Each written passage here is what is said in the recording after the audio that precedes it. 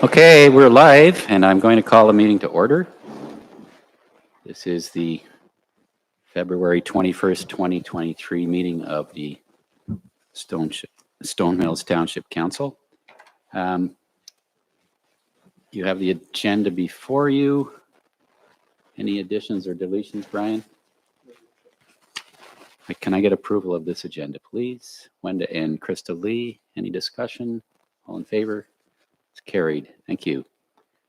We have, any conflicts of pecuniary interest, general nature thereof, none declared.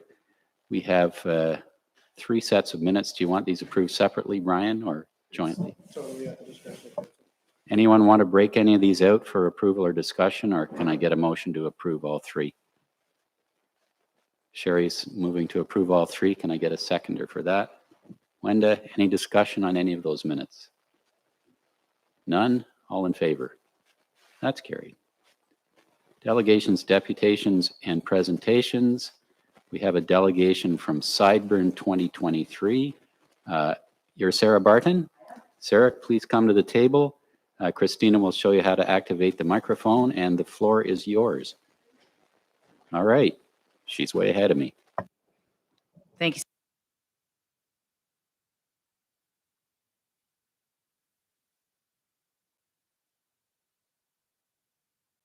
For the event called Sideburn, formerly known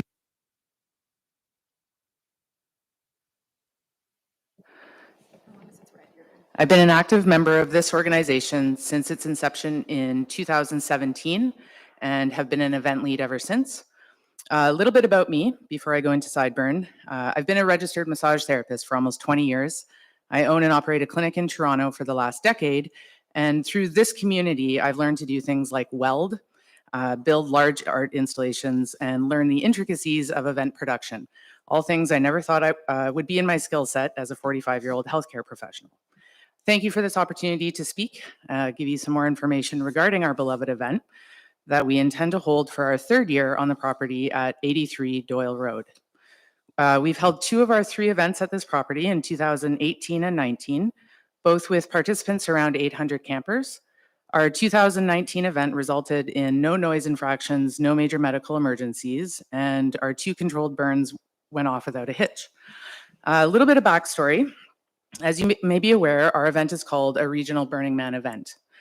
What does this mean? If you haven't heard of Burning Man, I'll do my best to sum it up in 1 minute or less. Burning Man started out in 1986 on Baker's Beach in San Francisco with a few hundred people. It has since relocated to the northern Nevada desert on a dried up lake bed from thousands of years ago, now hosting close to 80,000 participants, including a Kidsville of hundreds of families and Hushville, where participants over 70 years and over camp together. Our event is equally welcome to families and participants of all ages. Burning Man is guided by 10 principles: gifting, decommodification, acceptance, self-reliance, immediacy, participation, civic responsibility, self-expression, and my personal favorite, leaving no trace. Many of us running regional events like this make the annual trek out to the desert, and this past August was my 7th burn. Regional events like Sideburn have been going on for decades and span the world. In order to be able to call ourselves a Burning Man regional event, we have very strict guidelines set out by the Burning Man organization and overseen by volunteers called regional contacts, of which I have been since 2019. The focus of the guidelines is to ensure participant safety, community responsibility, and fostering long-lasting relationships with local town members where we hold our event. This includes making donations to local organizations and supporting initiatives within the community. There are 262 regional contacts globally and nearly 300 sanctioned events such as Sideburn all over North America, Europe, Asia, and one of the largest ones is actually in South Africa with 10,000 attendees. Our responsibility lies with ensuring regional events abide by a long list of requirements in order to receive sanctioning and to be able to use Burning Man intellectual property. This includes event permits, insurance, of which we hold $5 million liability, our Leave No Trace plan, and our civic engagement in host towns. This is why I'm here with you today. Burning Man is focused on art and community. It's probably the largest display of participant-built art that I've ever seen. Once you enter the gates at Burning Man or any regional event, there is no money exchanged, no vendors, no advertising of any kind, and no services beyond portable toilets and hand washing stations. Organizers work year-round to ensure all logistics, legal and safety matters are in place, and the participants make the event what it is by registering theme camps and art projects. Participants are expected to be radically self-reliant, bringing all of their food, water, comfort, and shelter needs for the duration of the event. We have a robust safety team of volunteer paramedics, nurses, firefighters, and rangers who round out our around-the-clock emergency team. As well, we have a board member on call for the duration of the event if the need arises to liaise with local authorities or emergency services. The bottom line is that we have an emergency plan for any possible scenario that might arise. All core volunteers are trained in FEMA Incident Command System courses that allow any possible emergency outcome to be handled effectively and safely.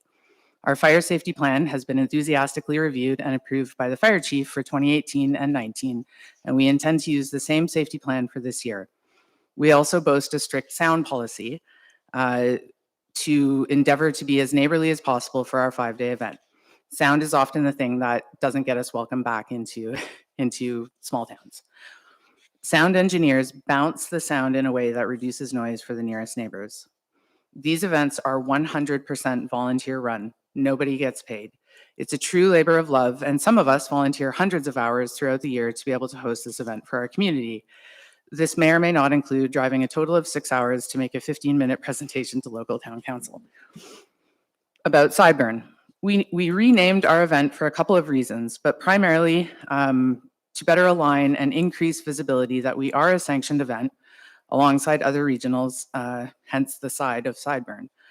We are not an event that celebrates facial hair.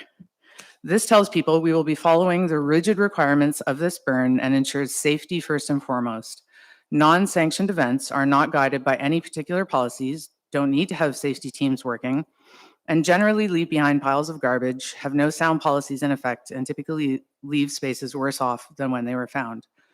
Our event has a dedicated Leave No Trace team who stays 2 days after participants are gone and GPS traces a precise grid system of our event to ensure every last piece of forgotten string or button or tent peg is removed. In 2018, during setup, a theme camp discovered a 3-foot piece of rebar buried in the ground at 83 Doyle Road and spent over 2 hours removing it, to a roaring applause of our participants. Our Leave No Trace ethos runs deep, and we often take this initiative to our local areas to do beach and park cleanups year-round. Participants follow a pack it in, pack it out policy, and this includes any gray water. Nothing is permitted to hit the ground, and participants risk not being invited back if they do not follow our strict guidelines. This May, we'll have seen 4 years go by since our community has gathered. Our community extends all over Ontario and Quebec, and during this hiatus, it has been difficult to not be able to gather as one. Most of us have been gathering for decades every year. While there have been efforts to get people together, our annual reunion is deeply missed, and our community has come alive again with a possibility and invitation to host our event this year. In 2022, when we had to cancel due to fire bans, we temporarily moved our event date from May to August, hoping to better accommodate COVID safety. We were pretty devastated. A lot of planning and personal funds go into these events, and despite our best efforts, it was just poor timing. We love the May long weekend for our event as it best supports our plans for fire safety, does not risk things like heat stroke or heat exhaustion, and despite the bugs joining us for our celebrations and possible rain, we find it's the best timing for our specific needs. We have been lucky enough to forge lasting relationships with local townspeople, including McCormick's Camden East, who we purchase our ice, supplies, and early crew pizza off of. In 2018, they changed their display sign out front to say, "Welcome Hyperborea." And that little note hit us very deeply. As well, the community center in Stone Mills had a welcome burners sign out front. We were feeling very welcome and secure that our legacy would be one of cohesion, community, and mutual respect.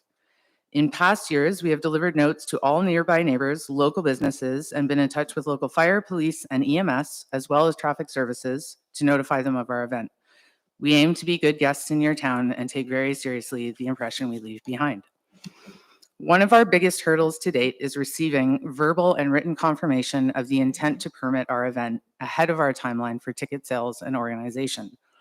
We are on track to start releasing ticket sales mid-March and have already received art grant and theme camp applications. Due to the logistics involved, we have to carry through our timeline of organization, even if we come up against a roadblock at the very end, as seen in 2020 and 2021 due to COVID, and 2022 due to fire bans. We have released our website, sideburn.ca, which has all of our information in depth for review. I would like to walk you quickly through a small slideshow presentation to help better visualize who we are about. And I thank you for your time, and I look forward to answering any questions that you might have. So the slideshow itself didn't work out, but this is just a quick sort of photo tour of who we are and what we do. So what is Sideburn? Oh, thank you, sure. So we're a sanctioned regional Burning Man event. We're run by a volunteer board of 12, so we're a registered nonprofit organization. All of the event organizers are board members. We have a healthy, long-standing incorporated nonprofit behind the event. So when we made the name change from Hyperborea to Sideburn, we made all the changes with ministry and really just renamed and restructured. The event has 2 burn nights, one for the effigy and one for the temple, 2 unique art pieces built out of wood. Just as a side note, the temple is non-denominational. It's just a place for people to come and reflect. We encourage them to write on. And in this photo, you can see somebody has left a note. You're right where you're supposed to be. And somebody else wrote a note. Thank you, I needed that. We offer the opportunity for participants to come and unplug and camp for 4 days in Stone Mills. So these are the 10 principles we discussed a little bit, and I'm happy to expand on any of those if you have any questions. Very quickly, radical inclusion means we welcome the stranger. You don't have to be a burner or know anything about it. You're welcome to come so long as you follow the rules and policies that we have in place. There's no money exchange, so we're gifting. Gift could be a cup of coffee or your time. It's not even a barter situation. You just give something without expecting anything in return. Decommodification is a really nice one. When we're all, in our daily lives sort of worried about money and exchange, it's really nice to come to a place where you don't have to worry about that at all. Self-reliance just means bring all your stuff and count on yourself so others don't have to help you through your weekend. Radical self-expression doesn't have to be so big. For me, it means, wearing a tutu in the field. It can be silly. We encourage it to be silly. We encourage people to express who they are, and we support that. Civic communal effort means a whole bunch of us put this together. There are over 500 volunteer spots within our event. Everybody is required to sign up for at least 1 shift to make this event a success. Civic responsibility is us abiding by all federal, provincial, and municipal laws and bylaws. Leave no trace, we've discussed. Participation, this is a no spectator event, so people don't just come to watch what happens, they come to be part of what happens. And immediacy, we encourage folks to leave any preconceived notions at the gate, come in. If there's something you would like to experience, just try it. If it's right there in front of you, no, everybody's going to support. The theme for this year is portals. That was submitted by our community and voted on by our community, and has a lot of significance as we sort of move into this, not necessarily post-COVID world, but like after what the heck just happened these past few years, moving into what's next. This piece here is called Tarna, the Jackalope. This was born at Hyperborea/Sideburn and was funded to make it out to Burning Man, where it made its first appearance. So we don't leave anything behind. There are no garbage bins. Participants bring in their garbage, they bring out their garbage. We call garbage a matter out of place, or MOOP, because it's fun that way. And we make sure there's no lasting damage to the land. That's very important to us, as we understand at 83 Doyle Road, there might be some consideration for future use of the land, so we take great care to return it how we received it. The 2 big burns are the temple and the effigy. They're built on site as part of the event. This year, we're able to give $5,000 to each of these build crews for a grand total of about $25,000 of art grants that we'd like to give out. We're a break-even event. Whatever comes in through ticket sales, we give out through art grants, and we keep a little bit for our storage unit, our lawyer, our accountant, and all of that stuff that we need to deal with throughout the year. On Saturday is when the effigy is burned. It's a celebration of the event. On Sunday, it's a much different mood. At Burning Man with 80,000 participants, the night the temple is burned, you can hear a pin drop. It's quite eerie. This was our temple in 2019. Theme camps are the heart and the soul of the event. The event doesn't have any paid-for programming, art projects, theme camps, and our participants are what make the event magical. Theme camps are groups of friends that decided the event would be much better with a particular offering or program. For example, in this photo, this group offered to bring a lounge for its participants. This is out in the middle of the hayfield.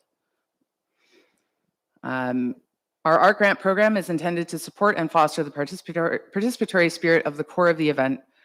We provide funding for expressive, community-based, interactive, experimental, and cross-disciplinary projects that help define the creative atmosphere we strive to curate. We provide up to $25,000 in art grants to Canadian artists and creators every year. Community involvement and contributions are important to us. As part of our presence in Stone Mills in 2023, we would like to make a donation each to your skate park initiative and your volunteer fire department. Helping you be safe, this is geared towards our participants. We have volunteer trained safety teams, which also includes firefighters, paramedics, and nurses. And we run what's called a sanctuary. We have rangers, and we have quite a robust first aid team. Here's the welcome burner sign I mentioned earlier. We really want to be good neighbors. I'm from a small town, despite living in Toronto for the past 26 years, and I'm actually from a place called Precious Corners, where the population is about 400. So I understand how much of an impact and how different and how strange this can seem to people living in small towns. It's quite a big event if you've never seen anything like this before. We require our participants to follow critical policies around sound, garbage, fire safety, and more. And each year that we come into the host town, we spend about $10,000 to $15,000 locally. So we make sure that anything we need to buy, we buy it here. And we do make regular donations to sports teams, community organizations, and we have a pretty good track record of that, both within Tamworth and Stone Mills. This is one of the art projects we funded. There were 2 of these telephone booths, one at each end of the field. When you picked up the phone in one end, it rang in the other, and you could have a random conversation with a stranger. This is some of our fire performers. They perform during the effigy burn at Burning Man. This is quite a position, it's very difficult to get into. Toronto boasts hundreds of these fire performers, and we like to display their art at our event. This is Heavy Meta. This is a fire-breathing dragon. Also firstborn at our very first Hyperborea in 2017. And has since made it out to Burning Man every year since. So we were able to give quite a substantial funding grant for their first year, and we have what's called a legacy grant. So each year these projects come back, we give them more money to make sure that they can continue on. This is a bus stop. This was built by our 10-year-old participant, Raiden, who has been to Burning Man more times than most of our participants with his mom. He's enthusiastic about getting people to connect. So he created this bus stop suitable for only 2 people to encourage people to go inside and connect, just talk. Raiden got $400 for this art grant to produce this. Just a variety of other performances. A lot of our groups and participants come out of Montreal. This is a group called Robot Tarts. They bring a full-sized oven and they make tarts. And here is us gathering around one of our burns. And we hope to see you May 18th to 22nd. Permits provided at Sideburn Portals. I thank you very much for your time, and I'd like to answer any questions if you have them. Thank you, Sarah. Any questions for Sarah? Yes, go ahead, Wendy. Do you have any disturbances at all at any of these events? And if so, how might you handle them? How might you handle them? Thank you for your question. It's a good one. We've been very lucky to have a security team that's been working for our event for many years, and a lot of events like this. Throughout the event, we have an average of 12 to 20 sober radioed personnel, and that ranges from EMS services, so nurses, paramedics, to what we call rangers, who are people who are trained in mediation. So rangers don't care about the stuff at the event, they care about the people. And they're trained to help mediate disputes between camp members. They're trained to deal with noise complaints as they come in, if people just randomly show up at our gate. So we're a gated, ticketed wristband event. So anybody showing up at the gate isn't allowed entry. And we have about a 6-inch safety binder that goes through every single possible outcome. We train year round to deal with every outcome. And with the FEMA ICS training, we sort of run through scenarios that often come up and both don't come up. We don't want them to come up, but we're prepared for that when it happens. Anyone else? Go ahead. I just, is there a liquor license at these events? And what the safety in charge is fine, but are people allowed to have spirits? Thank you for your question. Yeah, we're actually, so in past, we haven't been required to have a liquor license because we don't sell alcohol. There's this gray area with this type of event, and we've confused a lot of people because we don't sell alcohol, we don't offer anything. It's quite new to a lot, and we've gone through the LCBO, we've gone through, I forget the acronym that they use, but like the overall sort of liquor board. And essentially because we don't sell liquor, there are no bars. We do wristband minors because within camps, it's not unlike sort of provincial park camping. If you go with your group, you might bring alcohol to consume in your site. We have a no glass policy, so people can't bring any glass onto the site. And we encourage any drinking or anything like that to happen within the camp. So at this point, and I mean, if anybody can help us navigate this too, so far as we know, because we haven't been required to provide a liquor license for this event, though we do want to make sure we're crossing all the T's, dotting all the I's, we don't currently hold a liquor license. Yes, Rob, go ahead. Through you, John. Just in regards to operation within campgrounds when it comes to liquor, because it's a temporary residence, that's how you're allowed to have alcohol on there. But if you were to step off of your campsite onto one of the roadways or onto another person's site beside you, unless they give you permission to do so, you're no longer on your temporary residence. Same as people inquire about, can you have alcohol on a boat? And there's certain requirements that makes it a residence under anchor and so on. So that's where you're going to run into that. Now, are people assigned a certain space that they're going to camp in? Okay, so there's their temporary residence. So as long as they get permission when they move to somebody else's temporary residence to be there, you should be clear as far as I know. Yeah, thank you for that. And that's exactly what we've come up against, or what we've come across when doing, when looking into this is exactly that, because it's your within your tent or within your camp, and it's why we have registered theme camps. So we, I brought maps from previous years if anybody's interested in looking at them, but we have a very specific city layout. So for instance, my camp is called God Camp. It's called the Good Old Days. We're a bunch of older burners who don't like the music that is often complained about. So we play sort of classic rock, not with a subwoofer. So God Camp is my home for the time that I'm there. And that's the only place, if I have a chance to have a drink, that's where I have it. Yes, in regards to that, I see your site plan here. I was looking at that earlier, and it's nicely laid out. You did a good job on it. By the way, thank you for coming for all this. I didn't realize you came from so far. This is really well done. It's nice to see organizations getting things together and committing to something that brings people, community together one way or another. And it looks like you've got the camping and the burn sites all at I'm assuming the north end of this map, but there's no compass on it. That's fine. But the parking and camping area is combined. So that's interesting. So you can park with your vehicle next to you. Is that how that is? So we're currently, we have more sort of robust, if you'd like to see, this is 2018 and 19 maps. And those are those are the finalized maps. So this is what participants receive. And this is our working map. So we go through about 28 versions.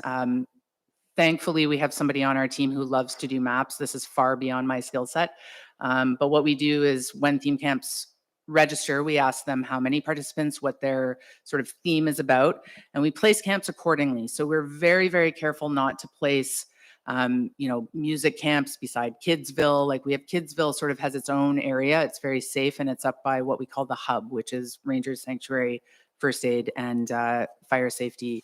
So, you know, when we have it sort of laid out like that, our intention with this map is because we have the additional space this time, which we've been lucky enough to walk the land this year. So up at the top of this, thank you for scrolling, is where we intend to have the 2 burn sites. So the benefit of this is that it's set much farther back from Highway 4, which was visible to local folks and sort of like, what the heck is this fire happening? So this is much better for us. It takes the fire or the distraction away from the event a little further from the people who live on Highway 4, which we're in touch with. We try to give them a heads up.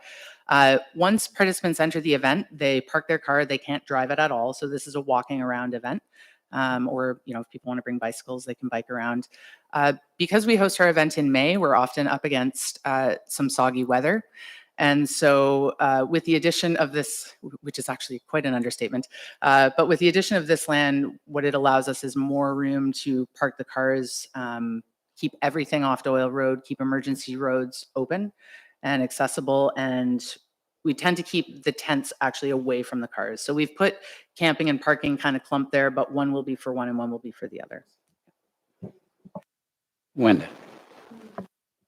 In the past, sound was an issue, but you had mentioned that at the last event that there were no sound complaints. By changing the burn sites, the 2 burn sites, are you anticipating that there might be or may be less of a sound issue? Because I know there are people that live on the back end of Doyle Road that are their farms butt up against the very back end of it. So how do you envision these changed burn sites being impacted by sound? Thank you for your question. Yeah, we've actually been requesting the larger space. So originally, you know, we wanted to enter into like a 5-year plan with Stone Mills.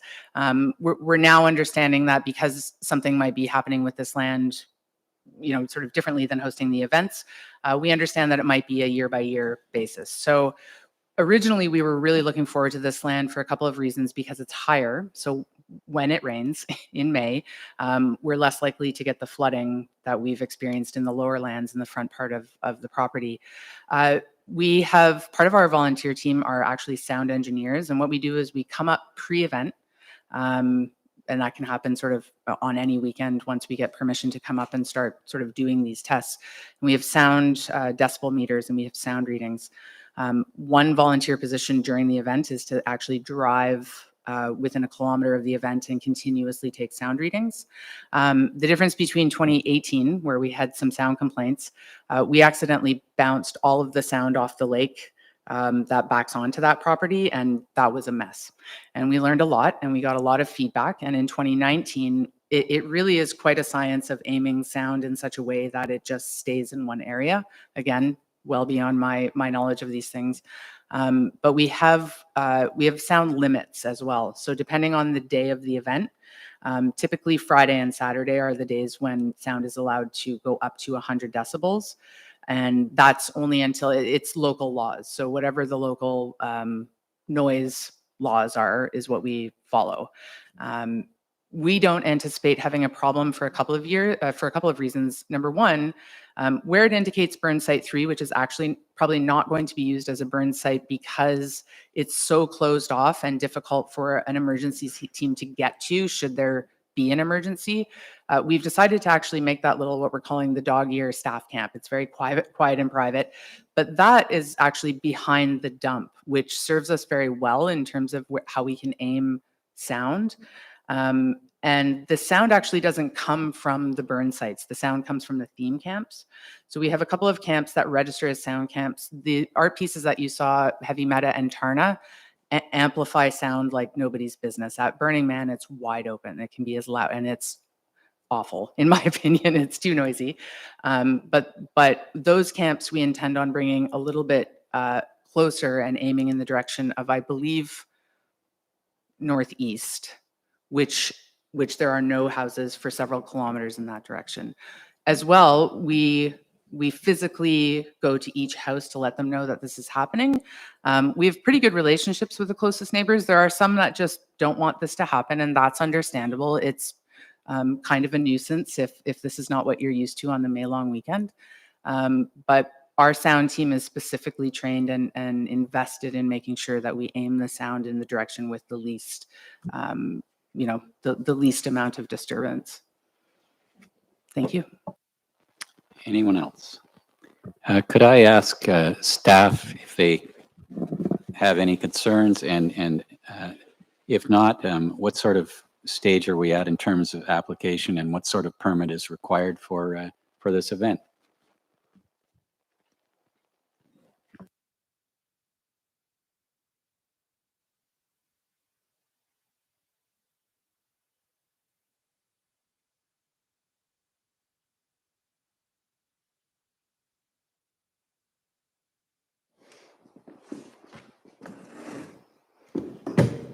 Can you repeat the question? Yeah, well, if there's any concerns, I mean, we've been through this before, so I'm assuming your concerns have been met in terms of fire, in terms of traffic, and so on and so forth. If you do have any concerns that are currently unresolved, let us know. Otherwise, just for the information of council and the public, what is the permit process? Is this a special event permit? And what is required from the standpoint of staff that perhaps Sarah hasn't touched on yet? So through you, Reeve-Wise, we have met with the applicant 2 or 3 weeks ago on site, walked the site, kind of come up with the best alternative for the burn sites, emergency route accessing. Everything was met that way. We haven't received all the permit package yet, per se, but that's coming soon, I believe. I'll just jump in on that. With respect to the permitting process, Deputy or Reeve-Wise, yes, special events permits are required for this event. This is on municipal owned lands. Zoning doesn't contemplate this type of use. Again, it's a temporary use that we would allow as a municipality to occur on a temporary basis through special events permitting, which is ultimately approved by council. We have had conversation as Public Works Manager Thompson has alluded to with the applicant and understanding the best locations. And that's why I think we've got the plan in front of us today, and we're continuing to work through that with minor revisions, as you've heard from the proponent. There's also an incorporation of an agreement, and an agreement is important in this type of situation, given liabilities, insurances that Sarah and her team have mentioned. That's all secured on their end with their legal team, and we ought to do that due diligence on our end too. So we, just from a processing perspective, should we proceed forward with this, staff would continue to work with Sarah's legal team and our legal team in understanding what the nuances of the agreement would be in advance to council for ultimate approval on the special event permit. Oh, thanks, Jason and Jeff. Anything else from council? So what do you need in terms of a motion here, Brian, besides receiving Sarah's presentation? Your Worship, I believe earlier this evening, Sarah had indicated her request for an intent to issue the permit, if I believe the terminology was correct. That's right. We understand, just based on the event license and permitting that we've received in past, that you can't actually issue the permit until I believe it's like 30 days before the event itself. So what we're looking for is the intent to issue the permit so that we can go forward with selling tickets and purchasing things that we need for our event. Yes, go ahead, Brian. In that case, Your Worship, recommended the council approve the delegation. There would be a secondary portion of that further council confirm their intent to provide a special events permit for Sideburn 2023 on 83 Doyle Road as soon as the special event permits, as well as a land use agreement, are approved. So there is a secondary requirement in 2023 that has not been there in the past because the land has been under a sublease, that we'll have to have a land use agreement as well in addition to the agreement. Is anyone willing to make that motion? Rob, do I have a seconder? Krista Lee, any further discussion? I will say one thing. I am delighted that you're coming back. I know it's not entirely without certain frictions with certain neighbors. I hope that the sound issue will be further refined. I have to say one thing. It's the burning. In these times, burning anything from a climate change standpoint, and I know this will have like minimal impact, but the symbolism, I wish Burning Man would come up with some other way to celebrate instead of burning stuff. Just, that's my 2 cents on that one. Otherwise, I'm perfectly in favor in this, and I will call the vote. All in favor? That's carried. Thank you, Sarah. Okay, bylaws and resolutions. Stone Mills 2023 municipal budget bylaw to establish tax rate for the year. We have a recommended motion that bylaw 2023 hasn't been numbered yet, being a bylaw to establish a municipal budget and tax rates for 2023 calendar year be read a first time and number assigned on February 21st, 2023. We've all been through the budget process. We have a draft bylaw and schedule. Any discussion? Can I get a mover for that? Motions? Sherry and Wenda. All in favor? That's carried. Thank you very much. Financial accounts. We don't have any tonight, do we, Christina? I'm just reading words on a page here. Staff reports. Manager of Development Services, Sands. We don't have anything from him or Finance Manager Beauchamp. CAO Clerk Brooks. We've got a bylaw to govern the proceedings of council meeting referred to as the procedural bylaw. Brian and a subcommittee have been working on this. We had the 2014 one ahead of our last meeting, which I'm sure you've all read in detail. And now we have the revised version. And I would open up the floor to discussion. Any comments or questions about the new procedural bylaw? Yes. Crystal Lee, go ahead. I just want to comment on 9.2 that the live streams will be left up until the minutes are passed at the next meeting. That makes me happy because 24 hours is not much time to give people with varied schedules and many responsibilities to see it. So I really like that change. Thank you. Yes, I agree. Anyone else? I have several questions. Could we just clarify that time for the video to go up? Is it a week, Brian? Once the minutes are published, just clarify that for me. So, Your Worship, the intent is that it would not, the video would remain up until the minutes are received. We would take it down at 12 o'clock. So in this case, any minutes that were approved this evening would be taken down at 12 o'clock tomorrow, as essentially the minutes have been endorsed this evening, with the condition that they would have to remain up for at least 1 week. So in the case that we have a special meeting called, say, last Thursday, and we approve the minutes this evening, it would stay up until at least Thursday. And then I suspect the expectation was the noon following that day, then we would remove them from the public streaming process. Our intent is not to remove them in a quick process, is just to have the timing and the schedule so that we know when they come down based on the procedural bylaw. Okay, thank you. Section 11, reconsideration. The first one there, only a member who voted on the prevailing side of an original decision may bring forward a motion for reconsideration. If there hadn't been a recorded vote, how do we determine who was on the prevailing side? Is it just sort of the honor system or rely all on our mutual memory, or how does that work, Brian? That's exactly it, Your Worship. In fact, the reason that that's in there is to demonstrate that there has been a change in the position. Essentially, if individuals that were on the opposing side essentially brought it back, there's no guarantee that there would be any change for the consideration. So the important part is the individual that was a proponent, and that's essentially to be, I guess, self-policed is the answer by the members at this table. If it's a hot topic or something of consideration, then you may be asked to rule on something if one council member does not agree that they were on the prevailing side of the vote. Okay, thank you. So we get to section 12, which is rules of debate,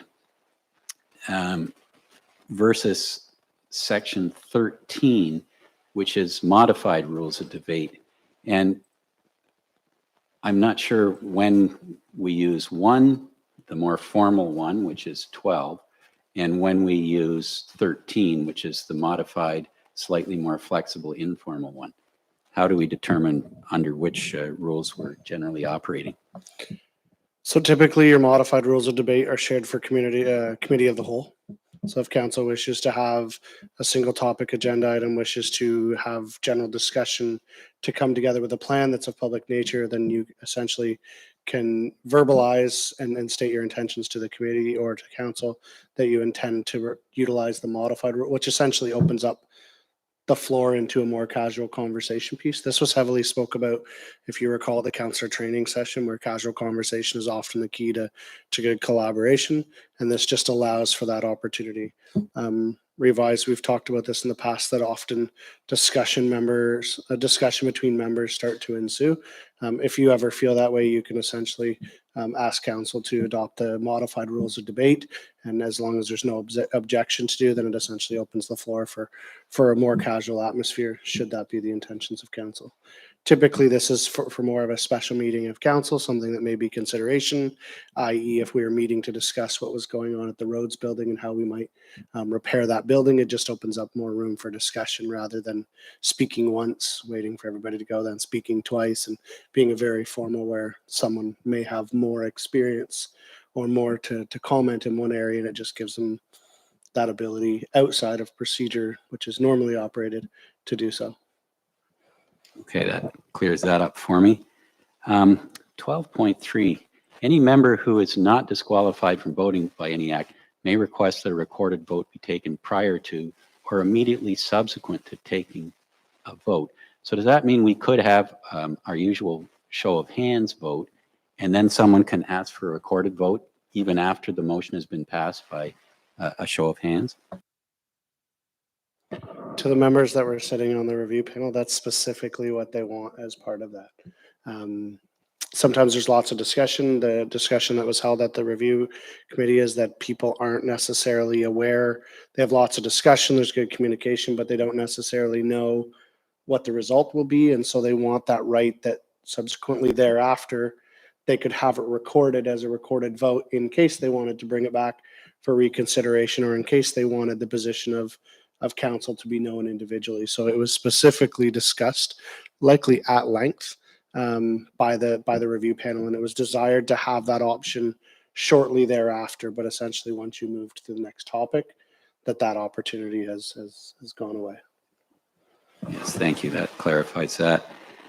12.7. I made these notes yesterday, so I'm sorry. I'm sort of wondering what the heck I meant by my question. 12.7 is fairly lengthy.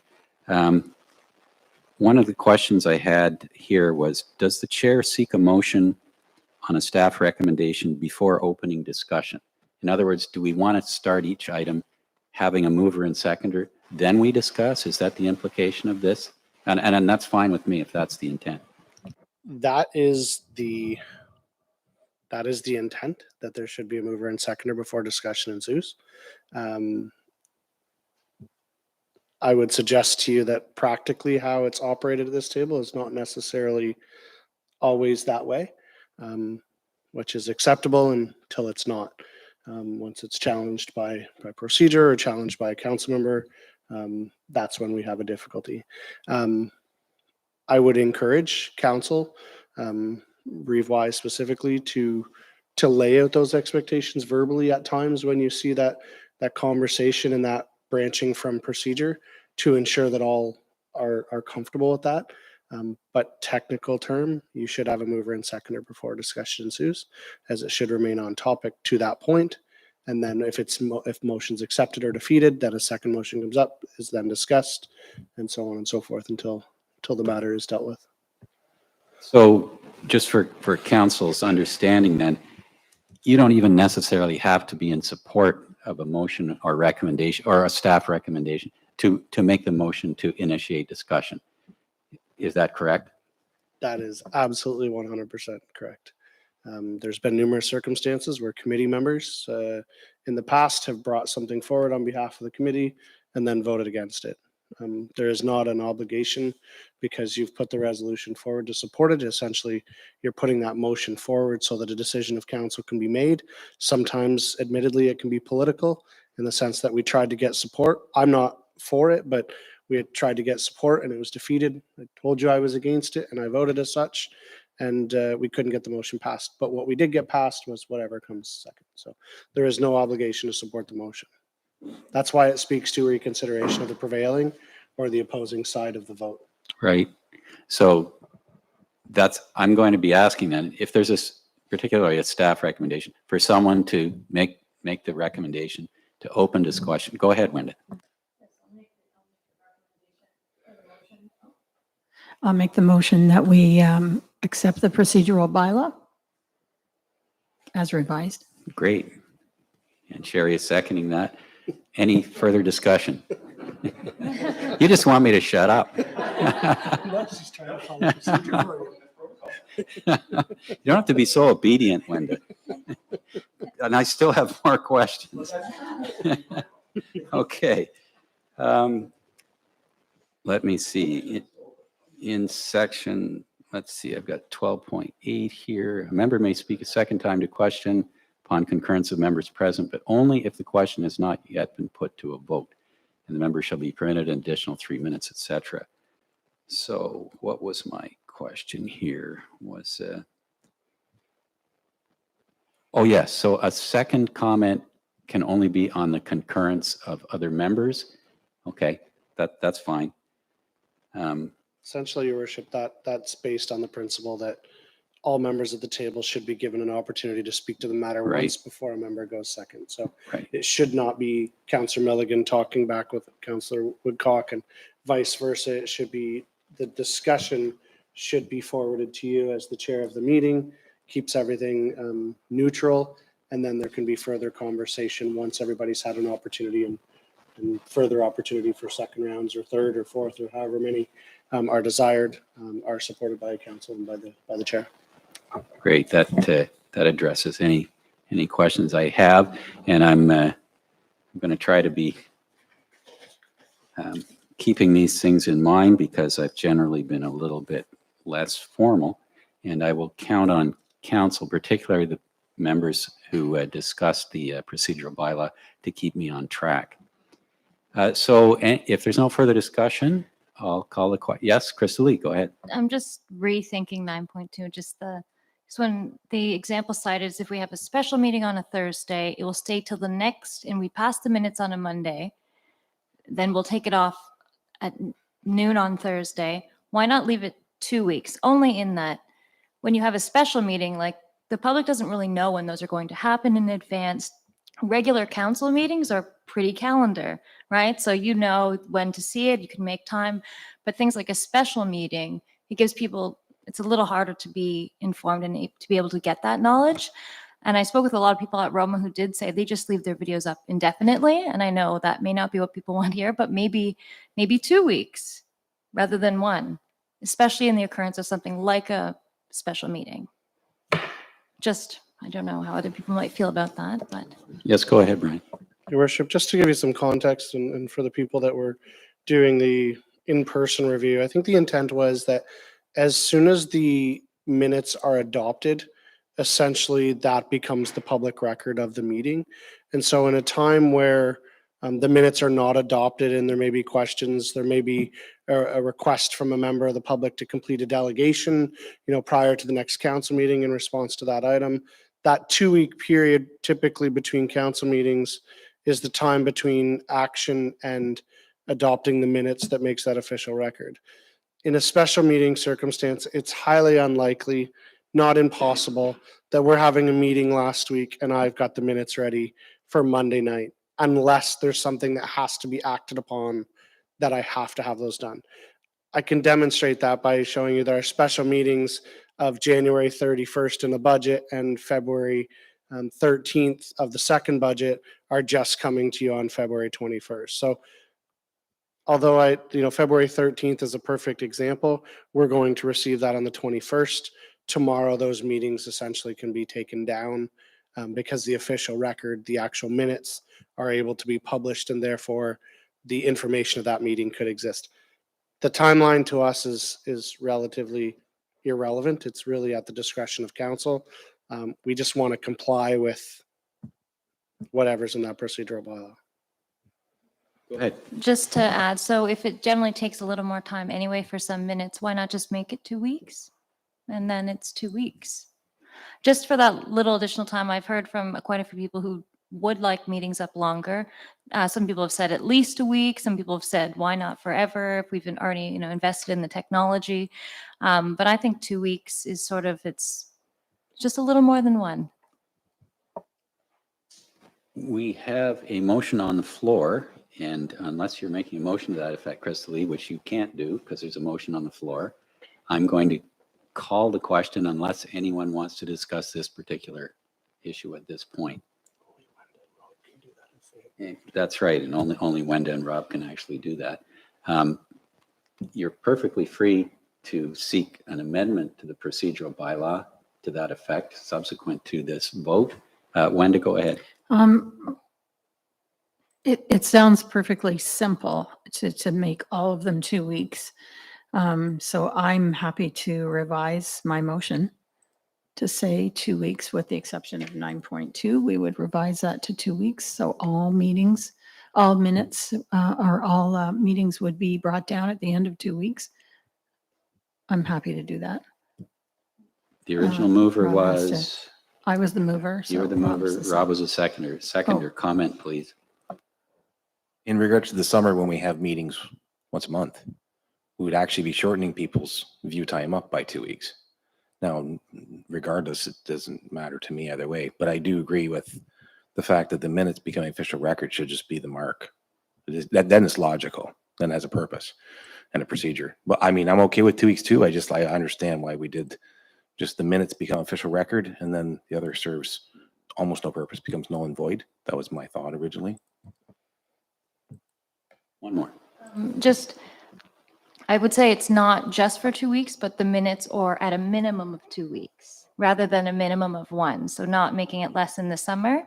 And I get that the minutes are, public record, but that doesn't tell people how we got to decisions that we had. It's like you could look at a verdict or you could read a judge's decision, which will actually give you a lot of details about how you got to that answer. And one is really kind of rich with information and one doesn't really reveal much.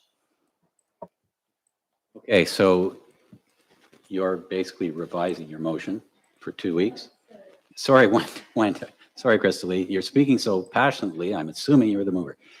So Wenda, you're fine with 2 weeks. Rob, you're happy one way or the other. So that's a modified motion then, Brian? And any further discussion on this motion, which changes the bylaw slightly to a 2 week rather than a 1 week period? I have no preference either way. Wendy and Sherry, then you're okay? I'll call the question. All in favor? That's carried. Thank you. Number 2 under this. Yes, Wenda. As I mentioned earlier in the meeting, I have to leave. Right. Okay, I'm sorry. It's okay. You're excused. Thanks, Wenda. And now you have to do a full shift? Okay, that's not too bad. Okay, number 2 under this section is municipal vehicle use policy. Brian, did you want to speak to this further than the information we have here? Yes, Your Worship, as part of budget process, there was a request brought forward to council seeking endorsement for municipal use policy. I'm trying to pull it up. Essentially, I have attempted to provide a draft as to when and how this policy would be applied. It's based on 4 principles: the frequency, the amount of times that the individual may be required to perform work function after hours or respond to emergency circumstances. Second one is the urgency. So in the case where it saves time or saves life, property matter, etc. Specifically our fire department or our roads in the event of an accident, if they're expected to respond to those. Scheduled standby, which essentially speaks to the individuals that are on standby for winter patrol, where they can essentially leave their residence, start their work to minimize the amount of time that they're required to commit after hours. And the last one is if there's any specialized tools or equipment as required to perform their position. So I attempted to make this as Stone Mills based as we could, ensuring that there's a requirement to validate and justify why any individual would have a municipal vehicle on their property, ensure that the intent is to remain inside the township, and to ensure that it's not used for personal use, that it's not abused, and that it's basically in the interest of the municipality to demonstrate this. If there's something up for discussion, I would be happy to answer any questions. So other than a motion to receive, you're not looking for approval of this at this point? You want some input? So can I get a motion to receive this I report? actually want it endorsed if we can get it. You want it endorsed? Unless there's a reason, your worship, that Okay. it shouldn't be. We're looking for endorsement as we believe it's the principles that we operate from already in some positions, but it's just applying those to anybody of the position supervisor or above that may meet these same thresholds. Okay, I'm looking for that motion. Sherry and Crystal Lee, any discussion? I think it's quite, yeah, go ahead, Wendy. I just wonder if, I'm thinking of insurance purposes. If people have a vehicle and they have it in their home and they're using it on a regular basis. I wondered in regards to employees notifying people, their managers, about prescription changes,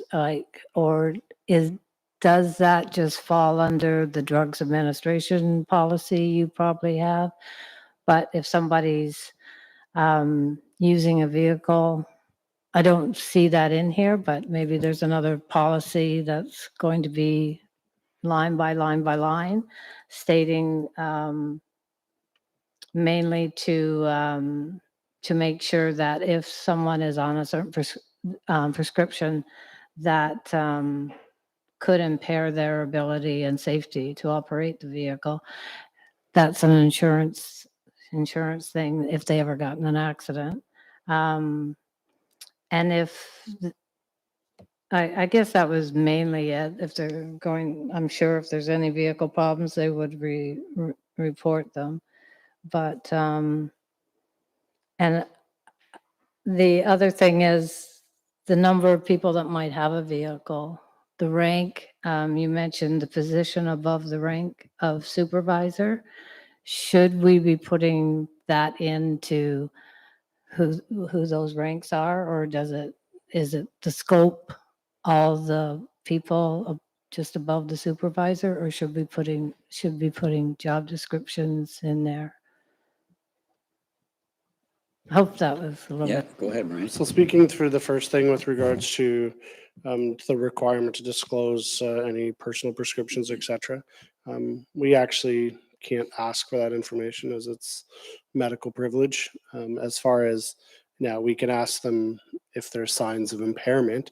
We can certainly go through our procedures to ensure whether they are impaired or otherwise.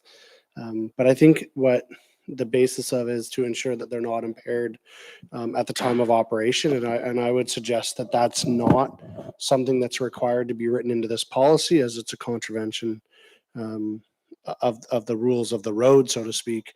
And they would actually be contradicting provincial requirements, and therefore would be subject to penalty under the Highway Traffic Act. So I'm not sure that we write provincial requirement, like as far as being impaired by drug or alcohol or any substance. We can't give an exemption to that. It's not in our jurisdiction. It's implied and enforced by provincial legislation. I think that we are. I don't think that we're able to ask for individuals to declare what medications they're on, as that's doctor individual privilege. I just, from my experiences, we when we had volunteers drive our vehicles, they had to submit a good health record. We didn't know what prescriptions they were on. They were just signing, stating that, and we used it for insurance purposes. It was just a form that they signed stating that because most of our volunteers were over 80. So we wanted to make sure that, they agreed. And sometimes we had a doctor sign for them. It's just a precaution that some people, are on medications and then their medications gets changed and they may get a little wonky and they're not even realizing it. So I didn't know how you might want to handle that, but that's how we've handled it, or I have handled it in the past. So it's just food for thought for insurance purposes.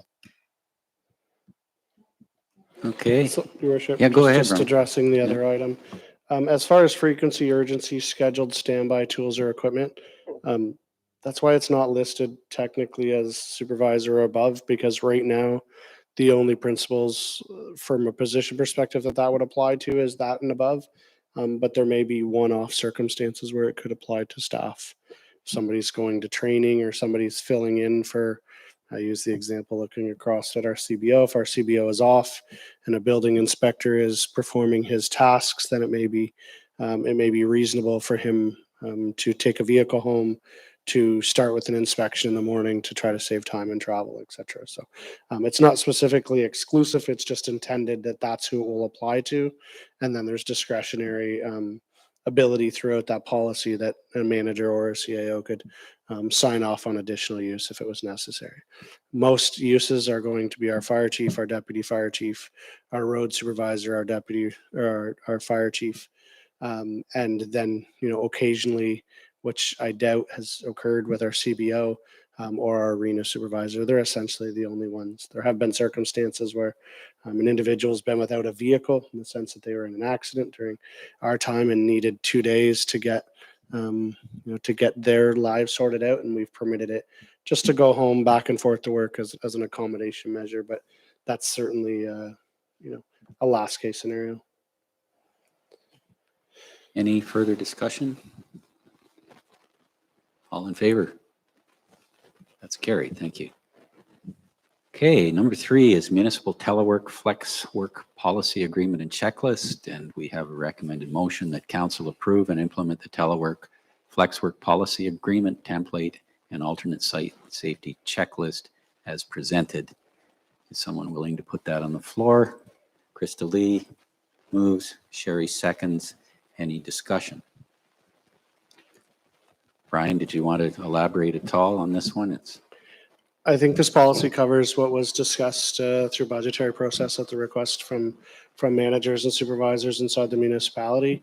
We've attempted to address when this would be reasonable, under what circumstances, and for the duration that it would be permitted. It is important to notice the creation of this policy is that home offices or alternate work locations are also subject to the same WSIB requirements and inspection and resources that an in-office does. So prior to anybody signing into an agreement to work from home, our Health and Safety Committee would have to do an on-site location just to make sure that it's suitable in the form of ergonomics and access and emergency, and that it's a suitable working place to work from. Yeah, I hadn't thought about that detail. It's quite an exhaustive checklist. Yeah. Any discussion? Yeah, Wendy. I have a question in regards to communication. So might consider putting how long a staff should reply to you when you're in an environment and you can go to a staff person that's in the other office. And then if you put out a request for something and you haven't heard from a staff person in a couple hours, you might wonder where they are. So that was just a thought. I think, and I guess the only question I had is, again, in the scope, it mentioned any staff, once they've done 3-month probation, once they're over their 3-month probation period. That seems like a lot of staff people that could possibly have 1 day to work at home. would it be feasible to maybe look at that and say, again, announce the staff that right now, maybe the managers? That's a thought. Maybe. So the fear with that is we attempt really hard to ensure that our supervisors and managers aren't getting benefits that staff are not. I think the simplest answer to that is it's a test, and we must meet the test as far as can you do tomorrow's workload to 100% capacity without compromising the work that's required. If the answer to this is yes, and I look across at Jason with much respect, and his eyes kind of squinted when you asked for a request within 2 hours, because we don't get that in our office. The reality is we really don't. And so the intent of it being 1 day per week, this is meant to be a mechanism where I am purposely making it so that you don't expect to hear from me tomorrow because I need to do this.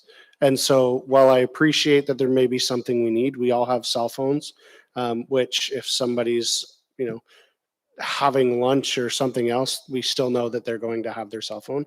I would look to my fellow colleagues and say, I don't believe that it's an issue for a response. And if there is, there's a really good reason for it. Worst case scenario is I know that I have you tomorrow morning if you're absent today. Typically, I look across and nobody really wants to work from home.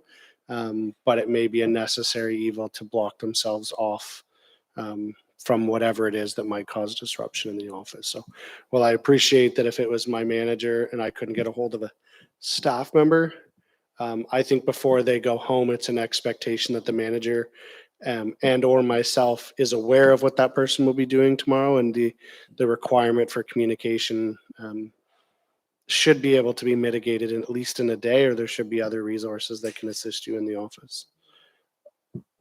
I would ask others maybe if they see that differently, but I don't see it being an issue as far as communication because we have depth at positions. And if Jason can't answer it, I hope I can, or Cindy can, or we just hope that we're never dependent on one person. Anyone else? Okay, thank you. So I'll call the question. All in favor? That's carried. Thank you. Item D, Manager of Public Works and Emergency Services Thompson, land disposition to Lennox and Annigan County to accommodate community infrastructure improvements. This is regarding the intersection in Camden East, and the recommended motion is that council authorize the REEV and CAO to execute the land disposition agreement with LNA County for community infrastructure upgrades as presented. Can I get a mover and seconder to open the floor? Sherry and Rob. Jeff, anything to add to your report or just to clarify? Thank you. Revise, nothing to add to the report. Happy to answer any questions. Any questions for Jeff? When is this supposed to commence, Jeff? That may be in there, but I've just forgotten. The land acquisition, all the work itself, it hasn't been tendered yet. Oh, So okay. the schedule will come out once We don't know. once we know who gets awarded. Do we need the money? Yeah. Do we need the money, Brian says. Do we actually? My question is, and I had this conversation with the roads manager, for the sake of $1,400, which is a transfer to LNA County versus us, is the amount material enough to request? I guess I come back to the one taxpayer comment where it's not a material amount. I leave that for council's consideration. To me, it seemed petty. My first read was that we were paying $1,400, and I thought it was extremely petty, and that's where my mindset went. I'm not in the business of trying to throw away money. That's not it. I just see this as being almost a minute. It's for the community interest in the sense that it's sidewalk area. I just ask council for that consideration. Any discussion in regard to the $1,400 fee? Yes, Sherry. Would I need to change the motion? Just amend your motion. Okay. That would be fine with me. That fine with the seconder as well? I forget who it was. Rob's thinking $1,400.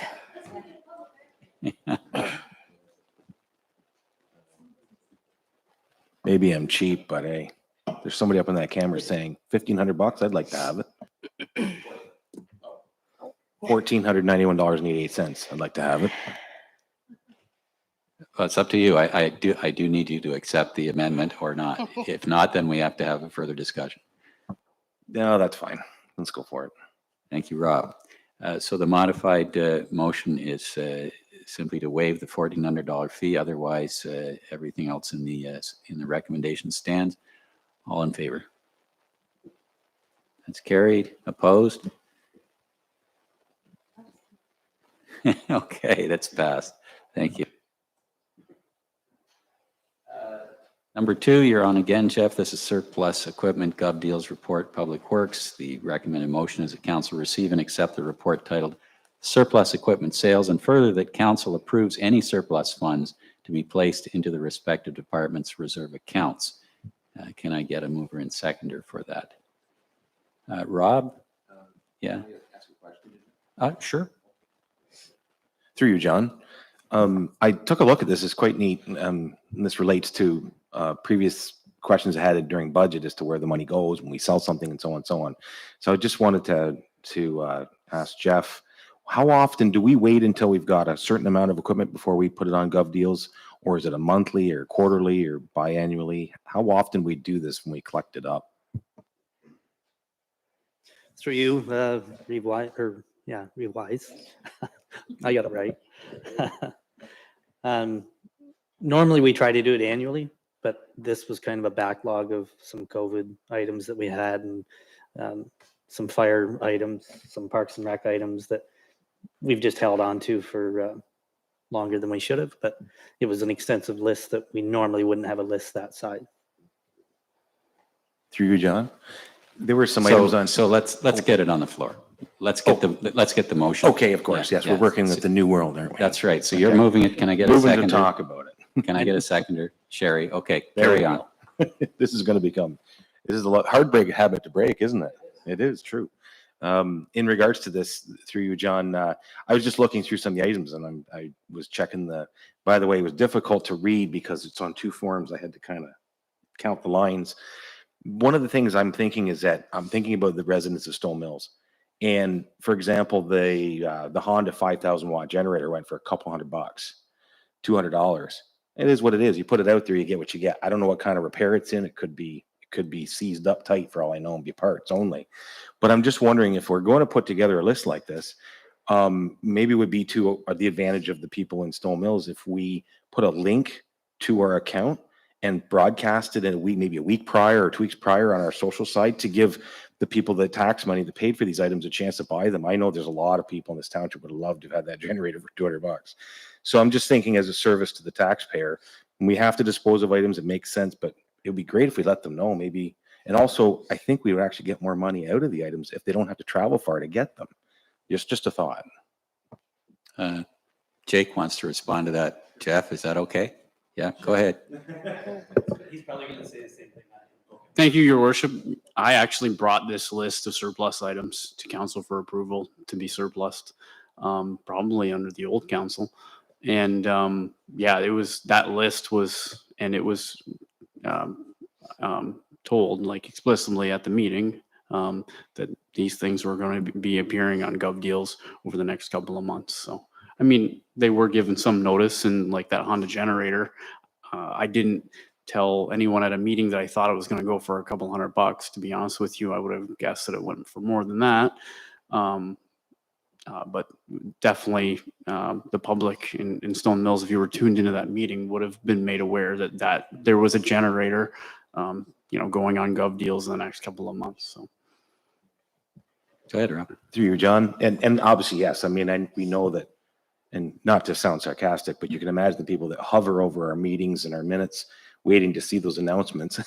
I guess what I'm getting at is that when I was campaigning, I heard a lot about, we don't get any services and this and that. We pay these taxes. I'm thinking, this is a no-brainer. Just as soon as we approve the items that are going to be listed, and we know for sure they're going to happen, it'd be great to send that out and broadcast that to our people who paid for these items, some grants here and there, I suppose, and give them a chance to buy them, especially if some of these items went for a song, in my opinion, knowing a lot of what the value of these items are. It'd be great to give our taxpayers an opportunity to buy them at an inexpensive rate. Plus, I think that they would actually pay more than someone coming from the Toronto, or Ottawa, or a larger urban center. There's no travel time. So just a thought for future, maybe we should say, if it goes forward in a meeting, next thing we should do is put that to our people that put it out and broadcast it. I think you'd get positive response and a lot of smiles in Stone Mills. That's all. Okay. I think Jeff might have a comment as well.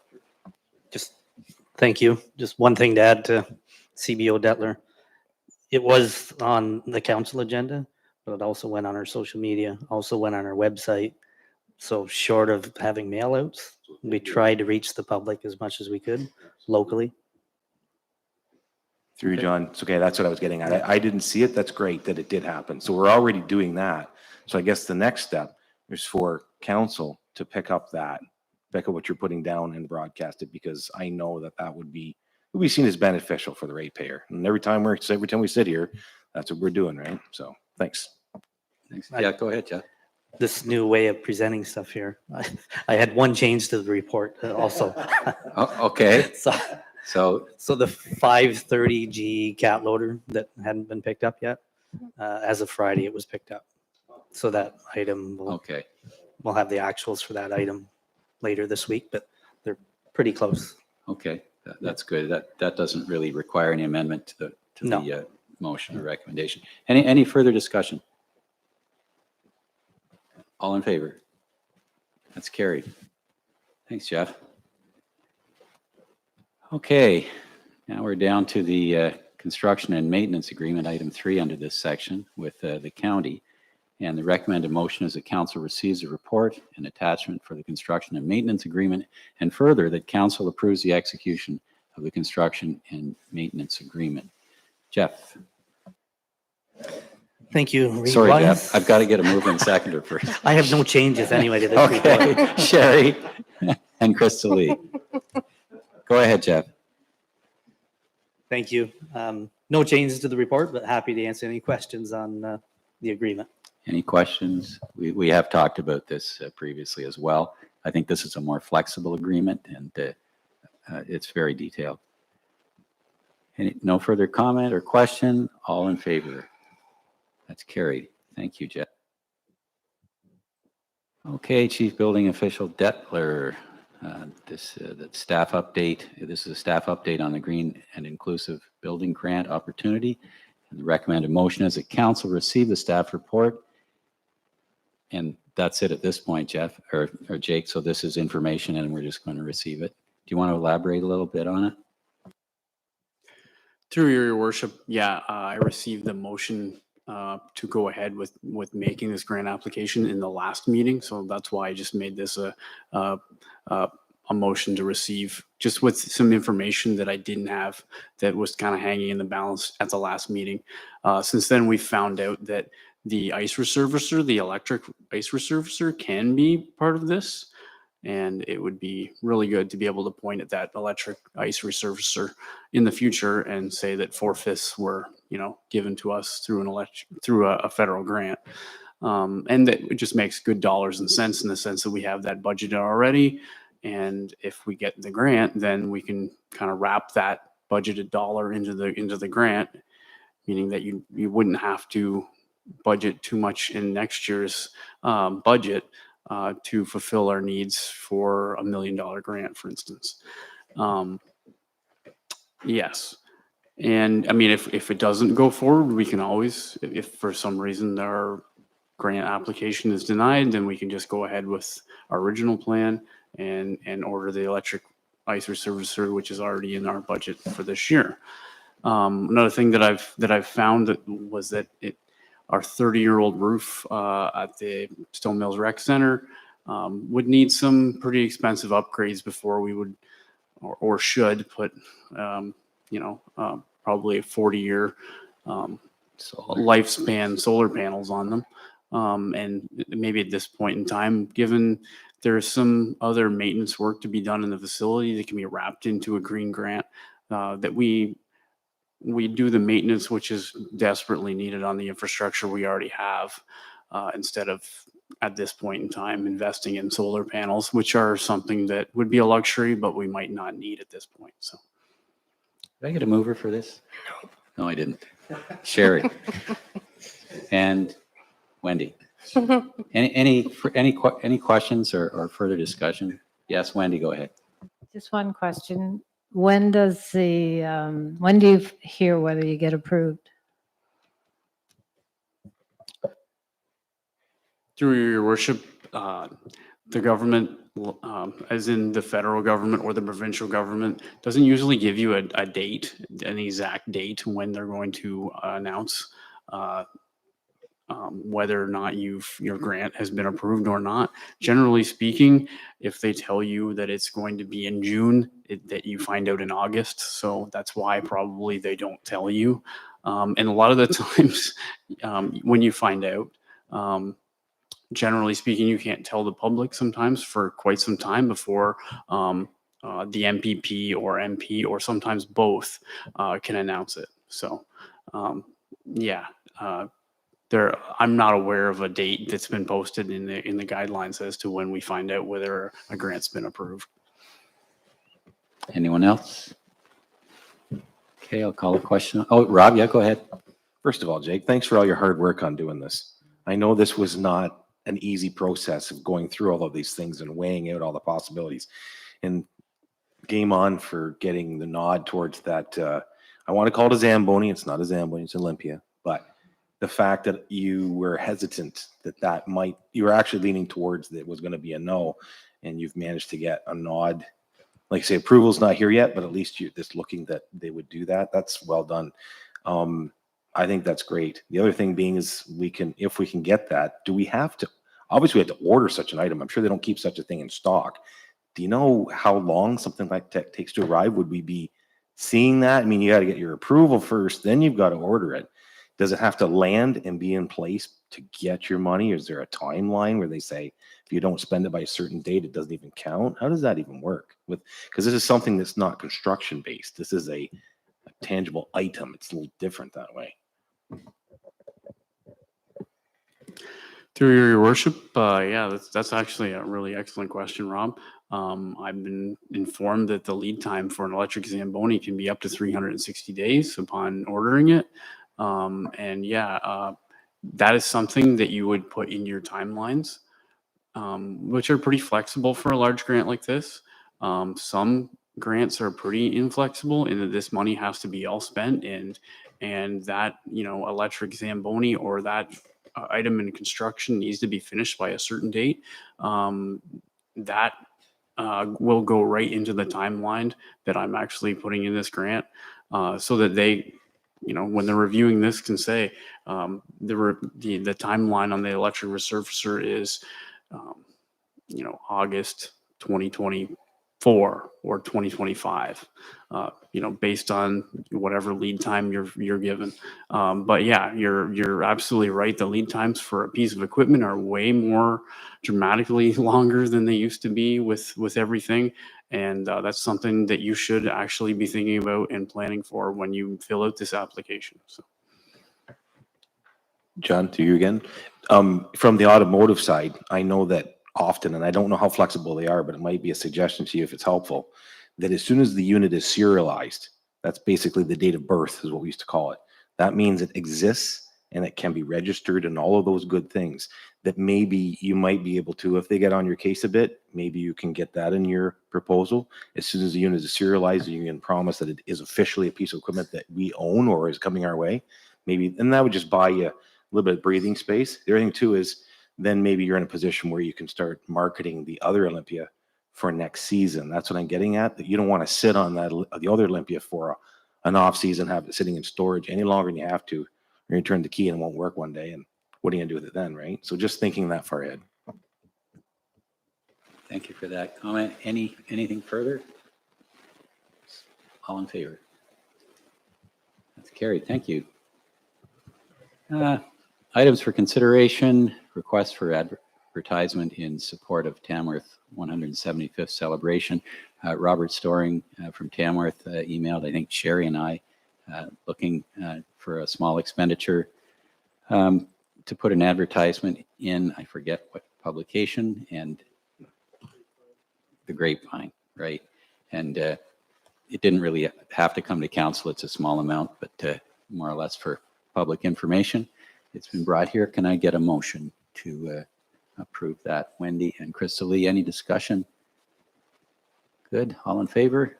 That is carried. Thank you. Items for information. This is the Quinte Conservation 2023 Flood Warning Plan. The motion is that council receive this plan as presented. Can I get a mover and seconder, please? Wendy and Sherry, any discussion? All in favor? That's carried. New business and statements from members. Any new business or statements from staff? Jason? If there's none from council, I'd like to share an update that we're very excited to share. Staff, in consultation with the Federal Economic Development Agency, so FedDev, we've got the grant extension for the Tamworth Skate Park that we have 75% completed. So that the positive news is that we have successfully extended that from March 31st into September 30th of 2023. So we now have a level of confidence that we're going to be able to finish this off with the concrete pour on the base. If you've been on site before the snow, I know there was concrete being poured while it was snowing, so you may not have seen the updates, but we poured up to Christmas, I think, like right around Christmas. It was all we could do to keep the concrete rolling in hopes that we were going to hit that deadline of March. And with this weather, we were very fortunate this winter to be able to do so. However, we were unsuccessful in getting the ultimate pad poured. So we now are thankful that we have approximately $40,000 left in that grant to carry forward. And we have this upcoming warm weather in summer to finish this off. So we're excited to make that project come to fruition and finish it off in the summer of 2023. That's great. Does Carolyn know? All right, that's great. I assume you'll be letting her know. She'll be delighted, and so will the other volunteers involved in that. Something went through my mind while you were talking, and it's made its immediate exit, so it couldn't have been too important. Do we need to, I know what it was. It was about the closed meeting. Do we need to approve decisions made in closed meeting at this point, Brian? Or we don't have to? Okay, so we can move on to the confirming bylaw for this meeting. Sherry, seconder, please. Crystal Lee, any discussion? All in favor? That's carried. Motion to adjourn. Sherry and Crystal Lee, all in favor? Thank you very much. That's good work today.